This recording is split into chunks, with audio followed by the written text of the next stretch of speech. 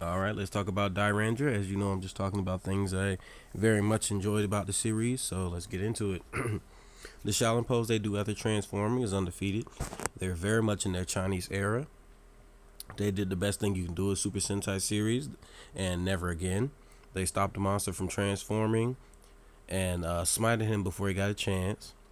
The Blue Ranger's combo kicks. The Red Zord's stripper kick is iconic.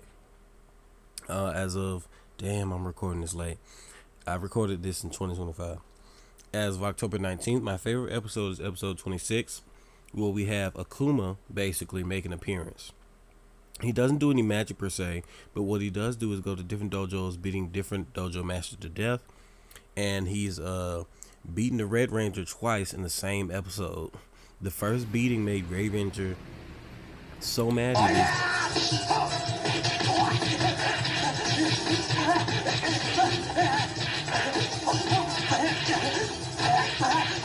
some I didn't think I would see.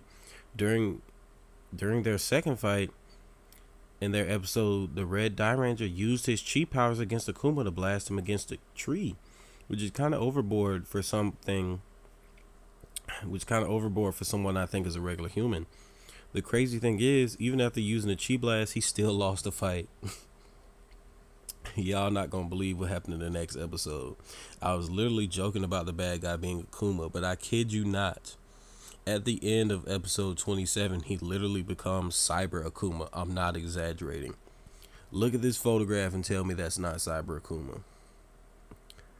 I don't like how episode 35 ended with his reappearance. The build up was really good. He learned a new move, and he beat on the team with no remorse. He even stood up to the Gorma telling them to beat it.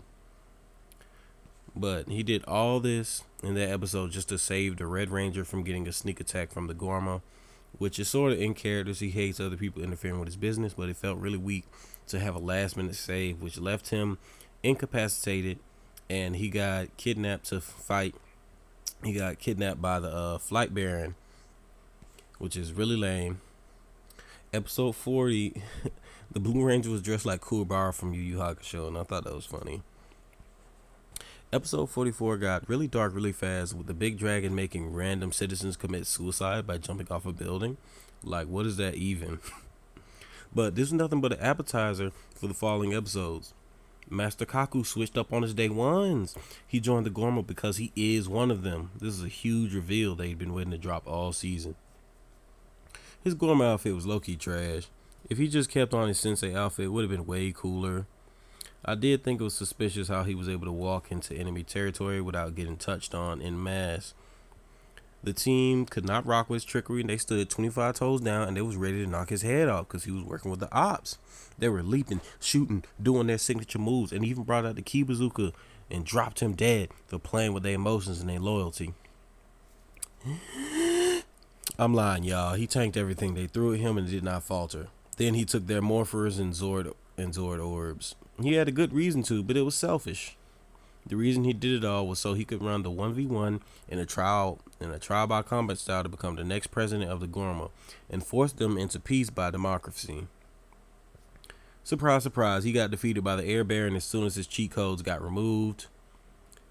One thing that kind of bugged me about this series is it feels a little difficult to power scale the generals, because this show had like 3 generals who I thought were all equal in power initially, but after some time watching the show, they're not. I see Air Baron is clearly the strongest, and I can only assume he's the strongest because he's had sex. Also, he has the abandoning his child experience boost. Zydos is clearly the weakest because he was first to die. Now, some people may say that's unfair judgment, but I don't think so, because the girl had interactions with the Rangers and survived. She just knew when to retreat, so I think that makes her stronger than him. As of October 26th, I finished it, and I didn't really like the ending. It kind of put a bad taste in my mouth. So, they end up fighting with the Air Baron, who has been supercharged with the Gorma equivalent of the Lai balls, except it was just one. And the Rangers did a beam clash with him. And then a projection of Master Kaku appeared, saying their powers and the Gorma's power are essentially yin and yang and cannot exist without each other. And the big green dragon was destroying the Gorma's base, took away everyone's power while he was destroying the base. So nobody won the beam struggle, and everybody was rendered powerless by the dragon. Every ranger except the Red Ranger decided to leave because the base was blowing up. The Red Ranger had to do what the master couldn't. He had to finish the job. So he chased him down. They got to rolling and some grappling, but the Air Baron tossed him off because he refused to get put to sleep. He had him in like a chokehold. And after he got free, he pulls out a knife. I thought it was almost charming. The whole series was about martial arts, but the final battle being a knife fight is crazy. Red Ranger stabs the Air Baron, and something interesting happened. The bad guy turns into clay, just like his other two counterparts, which really left me with questions like, who made him?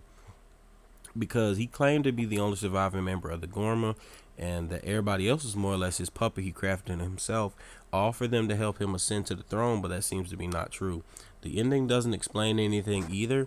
It just kind of implies the Gorma will always be back, but they never really name a source. Like, things really got weird when they revealed the Lady Gorma had died a long time ago and ascended to heaven, but she had a clay avatar that was talking and walking around trying to destroy the Rangers the entire time. I wish I knew what the higher power was that resurrected them. I can't say it's the dragon because the dragon started destroying everything to stop the fighting, so I couldn't see that as being the thing that resurrects them. Now that I think about it, somebody probably wrote them being clay soldiers into the script just as a way to have a different death scene for all of the big bad guys that we've waited all season to be defeated, rather than a simple explosion like the rest of them.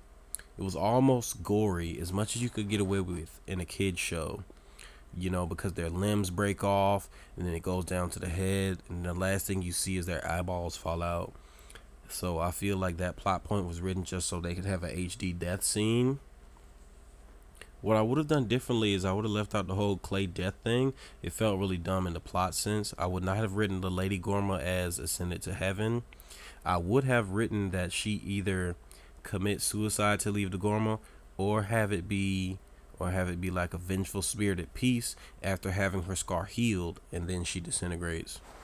I would have had Akuma take the Air Baron's place as the reoccurring bad guy. I would have scrapped Master Kaku battling to become the Gorma leader. I would have liked to see the whole White Ranger and his twin brother team up to fight their father, but still have the evil twin die in the process.